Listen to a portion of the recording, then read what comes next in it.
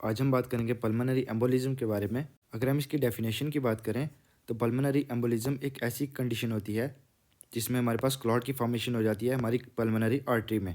जैसा कि हम इस एनिमेशन में देख सकते हैं कि यहाँ पे एक क्लॉट है, ये ट्रैवल होके आ रहा है हमारी पल्मोनरी आर्टरी में, जिसकी वजह से हमारी जो पल्मोनरी आर्टरी है उसमें ब्लॉकेज की वजह से हमें साइनोसिस देखने को मिल रहा है, जिसकी वजह से ब्लॉकेज हो रही है हमारी पल्मोनरी आर्टरी में और इसकी वजह से हमारे जो लंग के टिश्यू हैं वो डैमेज हो रहे हैं।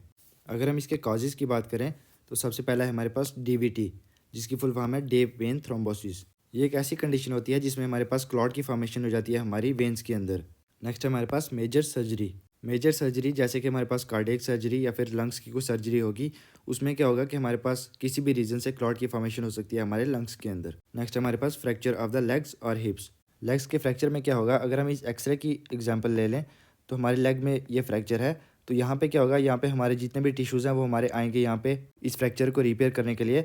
और इस फ्रैक्चर में क्या होता है कि हमारे पास कुछ डेड सेल्स और डेड टिश्यूज़ भी होते हैं। इन केस अगर वो डेड टिश्यूज़ यहाँ से एब्जॉर्ब होकर हमारी ब्लड सप्लाई में हमारे लंग्स तक पहुँच जाएंगे, उसकी वजह से हमें पल्मोनरी एम्बोलिज्म देखने को मिल सकता है। दूसरा रीज़न हमारे पास ये हो सकता है कि हमारी बॉडी जो है वो इस इंजरी के रिलेटेड एक रिस्पॉन्स शो करेगी, जिसमें क्या होगा कि हमारे पास जो क्लॉटिंग फैक्टर हैं वो रिलीज़ होंगे हमारी बॉडी में। तो वो जो क्लॉटिंग फैक्टर हैं वो भी डीप वेन थ्रोम्बोसिस काज कर सकते हैं। नेक्स्ट है हमारे पास स्मोकिंग। स्मोकिंग भी एक काज है हमारे पास पल्मोनरी एम्बोलिज्म का।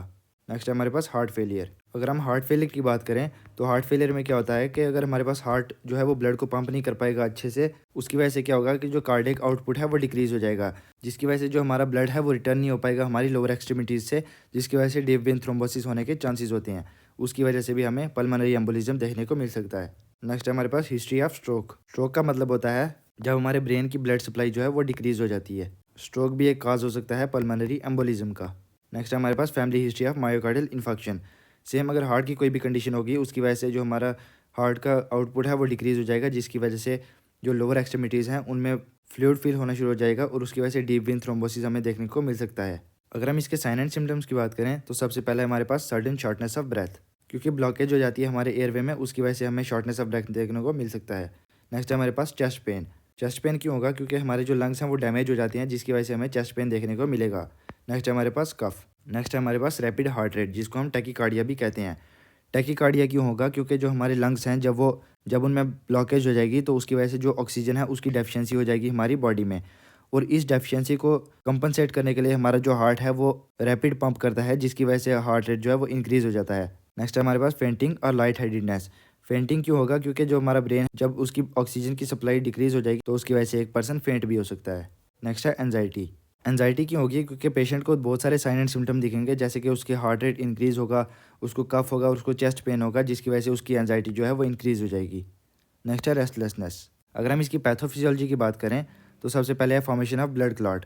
ये किसी भी कार्डियक एब्नॉर्मेलिटी की वजह से भी हो सकता है या फिर डीप वेन थ्रोम्बोसिस की वजह से हो सकता है। सबसे पहले क्या होगा कि क्लॉट की फॉर्मेशन होगी हमारे ब्लड के अंदर। उसके बाद क्या होगा कि वो जो क्लॉट फॉर्म होगा वो माइग्रेट होगा हमारे बॉडी पार्ट से हमारे लंग्स की तरफ। उसके बाद क्या होगा कि ये जो क्लॉट है ये हमारी पल्मोनरी आर्टरी में जाके ब्लॉकेज काज करेगा, जिसकी वजह से पल्मोनरी हाइपरटेंशन होगी।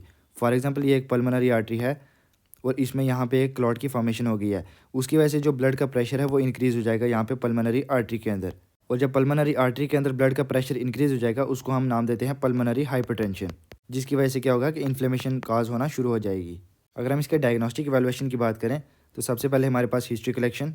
नेक्स्ट है फिजिकल एग्जामिनेशन। फिजिकल एग्जामिनेशन में हम चेस्ट एग्जामिनेशन करेंगे, पेशेंट का पेन स्केल चेक करेंगे और कफ चेक करेंगे। नेक्स्ट है हमारे पास सीटी स्कैन, एमआरआई और चेस्ट एक्सरे।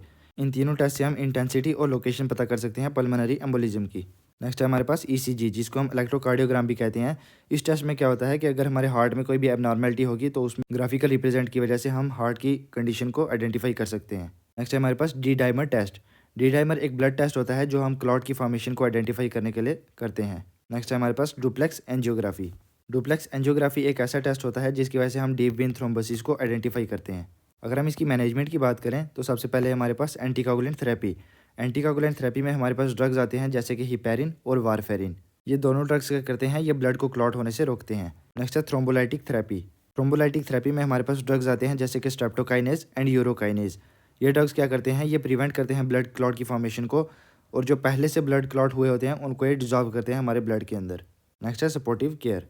सपोर्टिव केयर में हम ऑक्सीजन एडमिनिस्टर कर सकते हैं पेशेंट को, क्योंकि पेशेंट के लंग्स में ब्लॉकेज की वजह से ऑक्सीजन का लेवल डिक्रीज हो जाता है। उसकी वजह से हम उसको ऑक्सीजन एडमिनिस्टर करेंगे और पेन रिलीफ करेंगे, क्योंकि चेस्ट पेन भी होगा पेशेंट को, पेन किलर देंगे और डाइवर्जन थेरेपी देंगे। और उसके बाद हम करेंगे management of associated complication. Pulmonary embolism की वजह से जो अदर कॉम्प्लिकेशन हो सकती हैं उनकी मैनेजमेंट भी करेंगे। यही था हमारा आज का टॉपिक। अगर आपको वीडियो अच्छी लगी हो तो लाइक शेयर एंड सब्सक्राइब करें। Thank you.